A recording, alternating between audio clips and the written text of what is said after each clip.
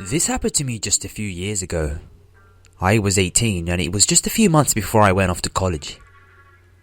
I lived with my dad and brother, but on the particular night in question, my dad was out of town and my brother was out really late with his friends. I went to bed pretty early, but at my brother's request I left one of the lights on in the main room and the back door unlocked. Stupid, I know, but at the time I assumed we lived in a pretty safe neighbourhood and my brother has an aversion to locked doors that I'll never understand. Not wanting to be woken up in the middle of the night by his excessive knocking, I decided just leaving it unlocked was a smart option. I shut my bedroom door so I wouldn't be so bothered by the noise when he came in and went to sleep. I had a cat at the time who always slept with me. She still does, as a matter of fact. Usually she sleeps on my legs and never makes any noise or moves enough to wake me up until it's time for me to feed her in the morning. On this particular night, I woke up in the dark for no apparent reason. I had the covers up over my head so I couldn't see the clock. At first, I assumed that my sleeping brain had just heard my brother coming in and decided to wake me up. I just lay there for a minute, listening to see if I could hear him moving around to confirm my idea. That's when I realized my cat was sitting square on my chest and making this low, rumbling noise I'd never heard before. It wasn't a purr, it was a straight up growl. I moved a little, thinking that I shouldn't sit up or at least take the covers off my head and see if she was okay, but she dug her claws through the sheet and growled louder, and some instinct told me to stay still and pretend to be asleep. I lay there for maybe 5 minutes, maybe half an hour. I have no idea. The whole time I was just aware of my cat, sitting on my chest and growling, digging her claws in to keep me still. Then, out of the blue, I hear the back door open and my brother walk in. He has a very distinct stomping walk that I recognized immediately. I heard him walk across the bathroom and shut the door. Then, the usual running water that meant he was running the shower. On my chest, my cat hissed.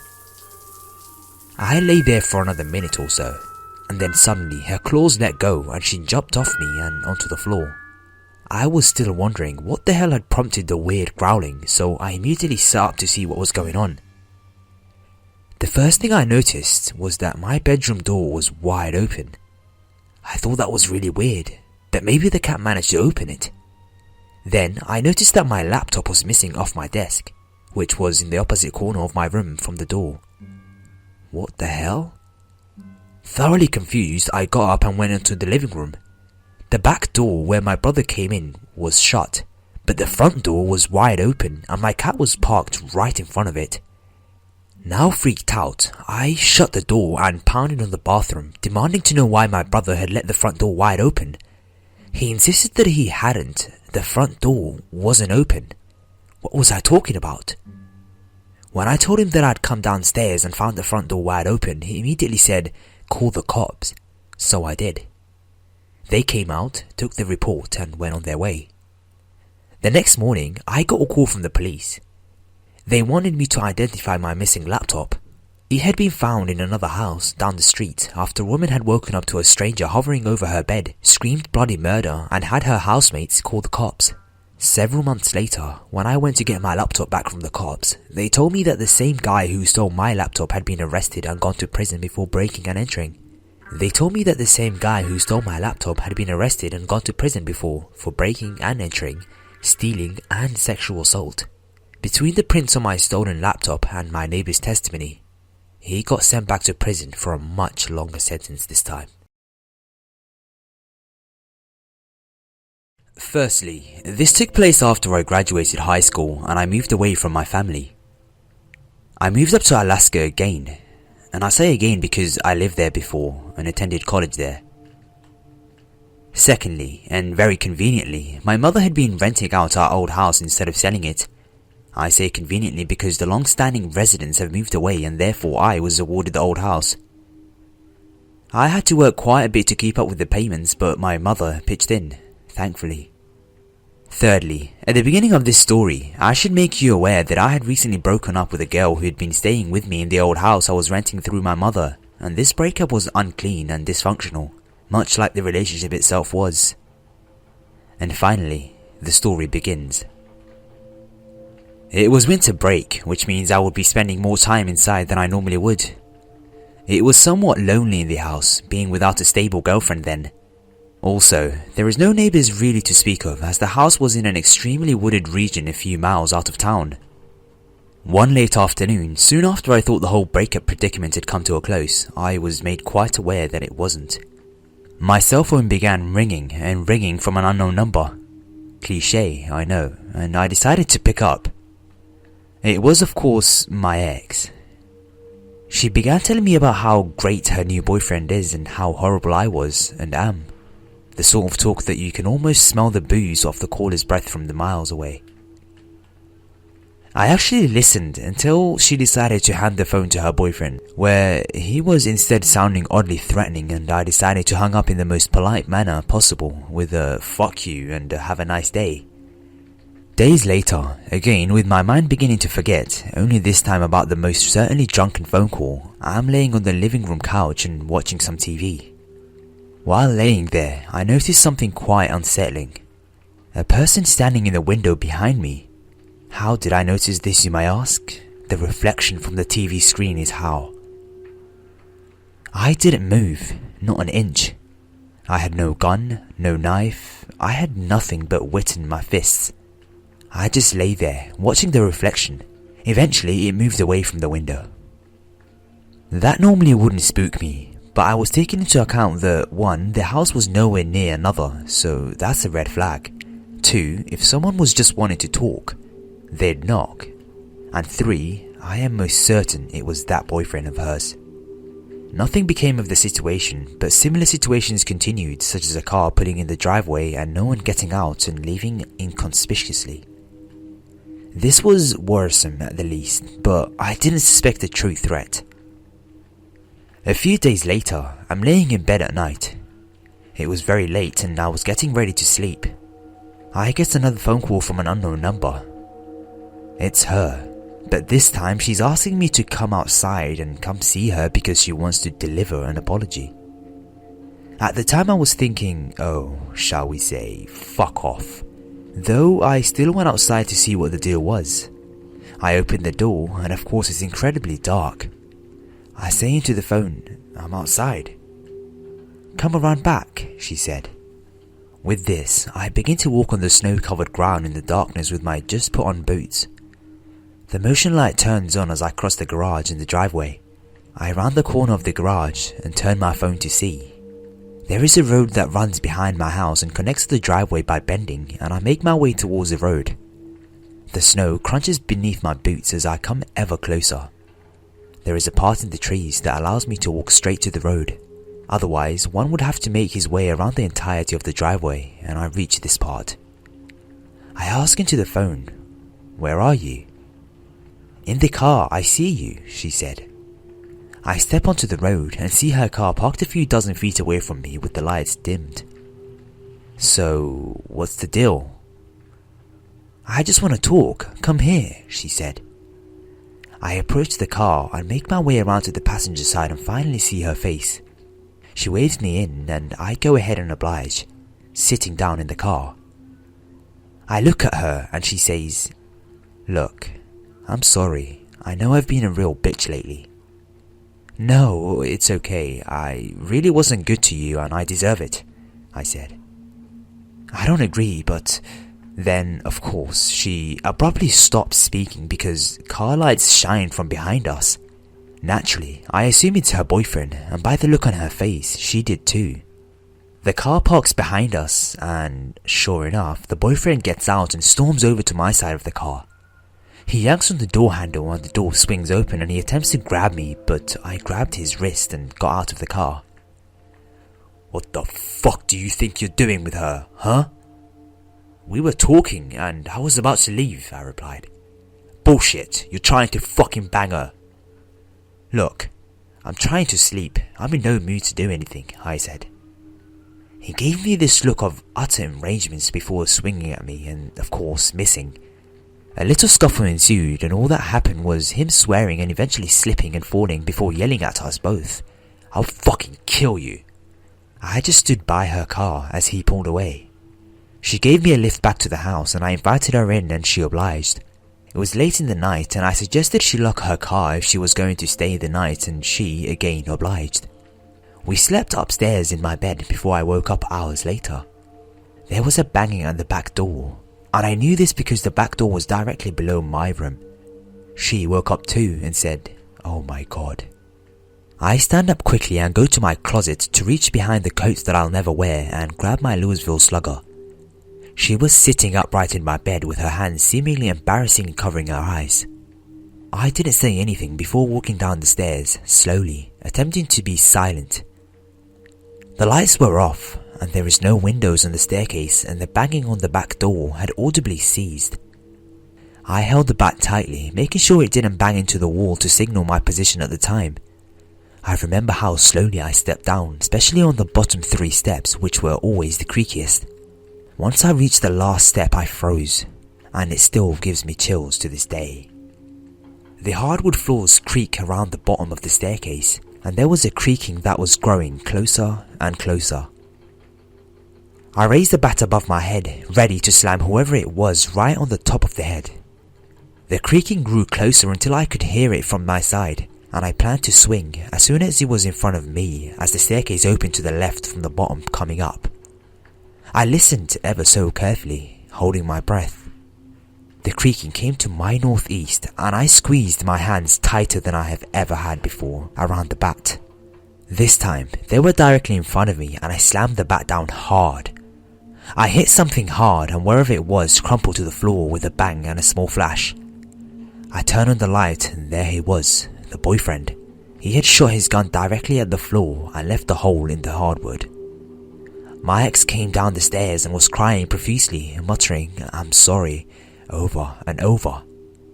I called the police station and 4 cop cars pulled into my driveway along with an ambulance in a matter of minutes. I sat there at the base of the stairs, watching the boyfriend. He was breathing. I could tell from his chest slowly inclining and declining off the floor. I had grabbed what I think was a 9mm off the floor and kept it in my hand with the safety turned on, and I just shook my head over and over in utter disbelief. I explained the situation to the police as the paramedics rushed in and carried him away on a stretcher. All in all, I didn't go to sleep until in the afternoon later that day after all things had been finished. He ended up actually being induced into a coma and eventually recovered, but a restraining order had already been filed in advance. My ex and I became good friends after the incident, and she never dated that guy again. I never ended up moving though, although I had considered it heavily, and nothing has happened since. And there you have it. I was working at a skating rink back in 2013 and I absolutely loved it. Working behind the snack bar was easy and I usually made pretty good tips. After about a year of working there, I had come accustomed to random dads hitting on me, creepy teenagers staring at me and the like. Even when I was hosting a child's 6th birthday party, the dads would make sexual comments or make me the butt of their dirty jokes. Hey, whatever. Women get used to that kind of thing after a while. Flash forward to summer 2014, I had just turned 18 and was excited to start being considered an adult. I was working at one of the school functions when this older man walks up to the snack bar window. "Damn, do you know you're gorgeous?" he said.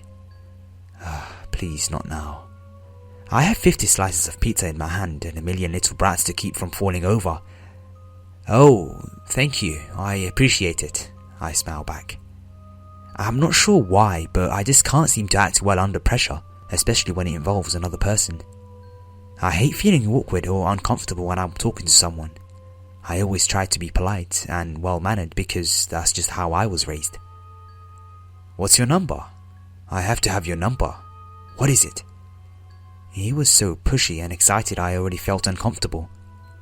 I just kind of looked back at him, then all around me. I just smiled and didn't say anything, hoping he'd just walk away when I didn't seem interested. "Come on, just give me your number.